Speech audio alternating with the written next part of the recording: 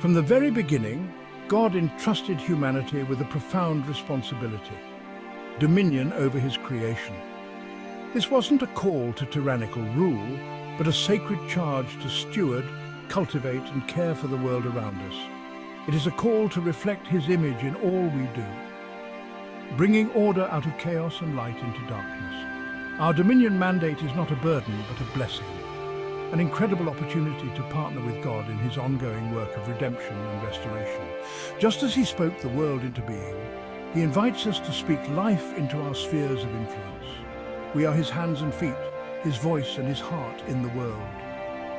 The Dominion Mandate is about so much more than just managing resources or achieving worldly success. It is about establishing God's will and reflecting his glory in every area of life. It is about being salt and light, bringing hope and healing, justice and righteousness to a broken and hurting world. But how do we effectively live out this calling? How do we walk in the fullness of our God-given authority and influence? The answer lies in understanding the principles of dependence, faithfulness, courage, prayer and community that are woven throughout the scriptures. In the desolate wilderness of Rephidim, we witness a powerful illustration of dependence on God for dominion. The Israelites, parched and weary, faced a formidable enemy, the Amalekites.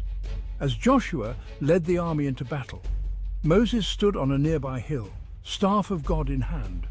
The outcome of the battle was directly tied to Moses' actions. When he held up his hands, the Israelites prevailed. When his arms grew weary and fell, the Amalekites gained the upper hand.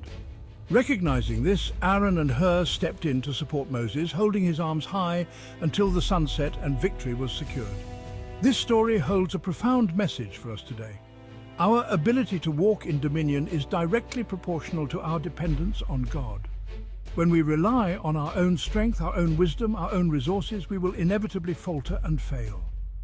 But when we lift our hands in surrender and dependence, acknowledging our need for his guidance and empowerment, we open ourselves to his supernatural provision and victory.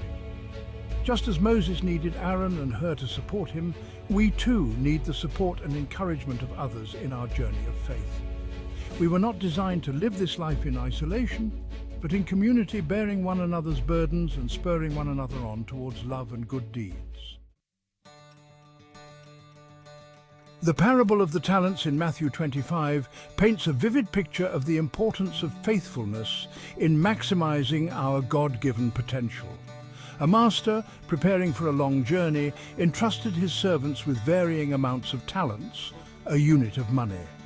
To one he gave 5, to another 2, and to another 1, each according to his ability. Upon his return, the master called his servants to account. The servants who had been given 5 and 2 talents had both doubled their master's investment through diligent work and wise stewardship. They were commended for their faithfulness and invited to share in their master's joy. The servant who had been given 1 talent, however, had buried it in the ground out of fear and insecurity. He had failed to understand the heart of his master, who desired multiplication and fruitfulness.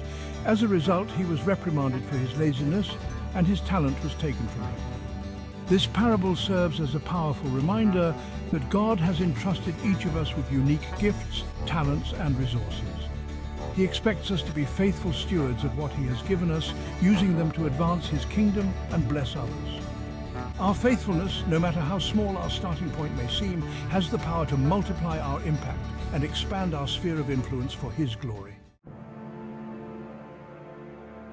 The Gospels are filled with accounts of Jesus encountering opposition as he carried out his earthly ministry. In Mark 11, we witness Jesus boldly cleansing the temple, overturning the tables of the money changers who had turned his father's house into a den of robbers. This act of righteous indignation challenged the religious establishment and demonstrated his unwavering commitment to restoring true worship. In Mark 5, we encounter Jesus confronting a different kind of opposition: the demonic realm. A man possessed by a legion of demons living among the tombs is completely transformed by Jesus' power. This encounter highlights the reality of spiritual warfare and the authority we have in Christ to overcome the forces of darkness. These stories remind us that the path of dominion is not always easy. We will face opposition both from within and without. There will be times when we must stand up for what is right, even when it's unpopular or uncomfortable. There will be spiritual battles to fight, strongholds to tear down and lies to expose, but we need not be discouraged, for we do not face these challenges alone. Greater is He who is in us than he who is in the world.